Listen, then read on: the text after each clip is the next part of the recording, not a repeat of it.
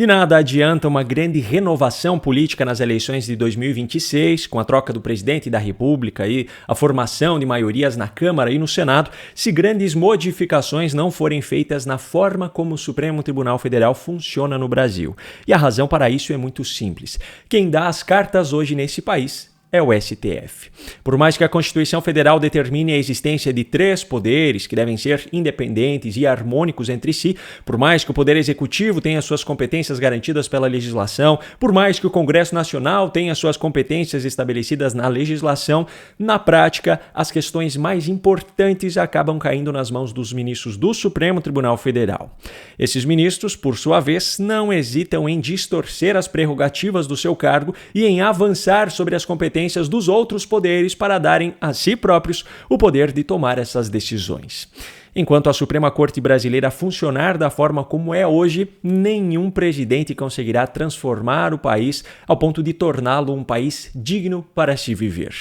Agora, isso não significa que essa situação não tenha solução.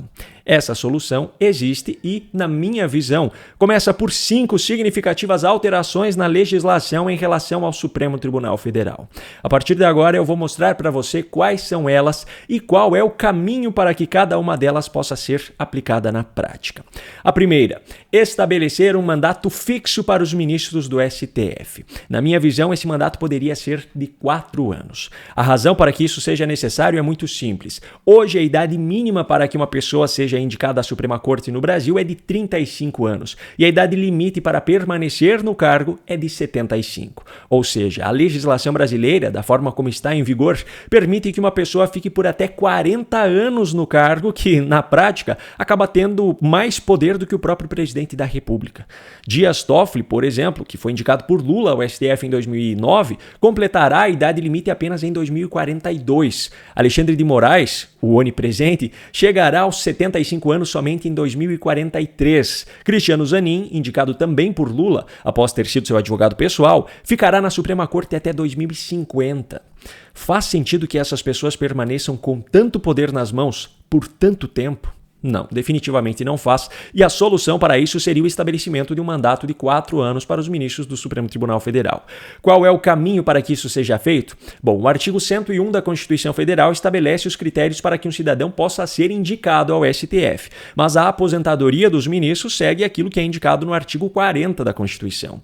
Para que esse limite de permanência no cargo fosse alterado, seria necessário a aprovação de uma PEC, uma proposta de emenda à Constituição, com um texto que criasse esse mandato de 4 anos. Vale lembrar que uma PEC precisa de maioria qualificada em votações em 2 turnos em cada uma das casas do Congresso Nacional para ser aprovada. Obviamente, considerando a postura normalmente adotada pelos atuais ministros do STF, haveria resistência por parte deles e muito provavelmente uma tentativa de trazer essa pauta para a própria corte, para julgá-la como inconstitucional. Só que essa proposta definitivamente não viola nenhuma cláusula pétrea. A segunda alteração, que, na minha visão, seria necessária para caminhar em direção a uma solução para o Brasil, seria a mudança na forma como os cargos dos ministros do STF são preenchidos. Em vez de serem objeto de nomeação política por parte do presidente da República e com controle legislativo, através da sabatina e da votação no Senado, esse preenchimento passaria a ser através de concurso público. A razão para isso é muito simples. É óbvio que um presidente da República indicará para a Suprema Corte alguém que compartilhe da mesma visão que ele tenha e que esteja disposto a atuar em seu favor. Em outras palavras, é óbvio que as indicações terão intenções políticas por trás delas. Para diminuir as chances de uso político desses cargos, creio que a melhor solução seria a realização de um concurso público para que a definição dos novos ministros fosse com base no próprio mérito. Para colocar isso em prática, seria necessário revogar o sistema de nomeação presidencial e instituir esse novo processo de seleção. Isso também deveria ser feito através de uma PEC, proposta de emenda constitucional. A terceira mudança que deveria ser feita, na minha visão, é o estabelecimento de alguma formação acadêmica específica como um dos requisitos para o preenchimento do cargo. Hoje, o artigo 101 da Constituição Federal estabelece apenas, além da questão da idade, a exigência de que o cidadão tenha naturalidade brasileira, notável saber jurídico e reputação ilibada. Isso faz com que alguém que não tenha formação na área do direito possa ser indicado mesmo assim. O exemplo mais claro para justificar a importância dessa alteração, creio que seja o de Dias Toffoli.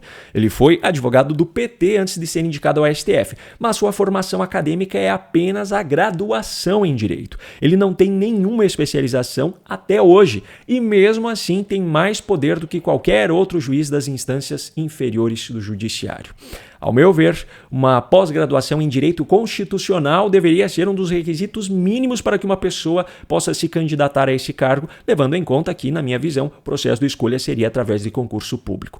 Para que isso fosse implantado na prática, seria necessário alterar a redação do artigo 101 da Constituição Federal e o caminho para isso seria também a aprovação de uma PEC.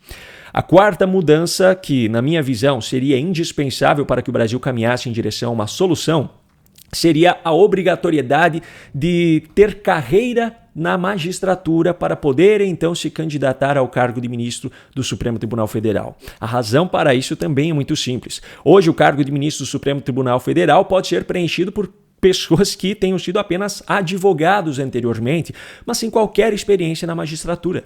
Na minha visão, a corte mais importante desse país só poderia ser formada por pessoas que já tenham atuado anteriormente por um bom período nesse sentido. Para que isso fosse implantado, seria necessária também uma PEC para alterar a redação do artigo 101 da Constituição Federal, incluindo no texto a exigência de que o candidato tenha exercido, por exemplo, por no mínimo 10 anos, cargo efetivo na carreira da magistratura. E a quinta alteração que deveria ser feita, na minha visão, seria a exigência de que, para se candidatar ao cargo de ministro do Supremo Tribunal Federal, a pessoa jamais tenha sido filiada a qualquer partido político ou tenha exercido qualquer cargo político anteriormente.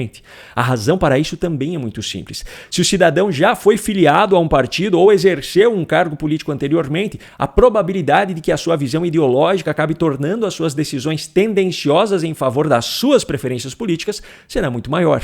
Alexandre de Moraes é um exemplo dentro da atual composição da Suprema Corte de uma pessoa que já foi filiada a partidos políticos antes de chegar a esse cargo.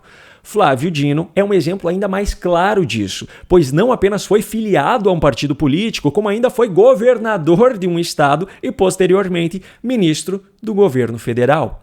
Não faz absolutamente nenhum sentido que ele tenha hoje o poder de julgar alguém que até pouco tempo atrás era seu rival político. Para a implantação dessa mudança, também seria necessária a aprovação de uma PEC para alterar a redação do artigo 101 da Constituição Federal, incluindo no texto esse requisito. Bom, agora a questão é, para que qualquer uma dessas propostas de emenda à Constituição fosse aprovada, seria necessário ter maioria qualificada favorável a elas dentro da Câmara e do Senado. Para que isso aconteça, é preciso que cada um de nós, cidadãos brasileiros, tenha muita responsabilidade na hora de definir os nossos votos em 2026 e também que cobremos ainda mais ou sempre mais transparência em todo o processo eleitoral para poder confiar que a nossa escolha será respeitada. E você, concorda com os apontamentos que eu fiz nesse vídeo? Me conta aqui nos comentários a sua opinião.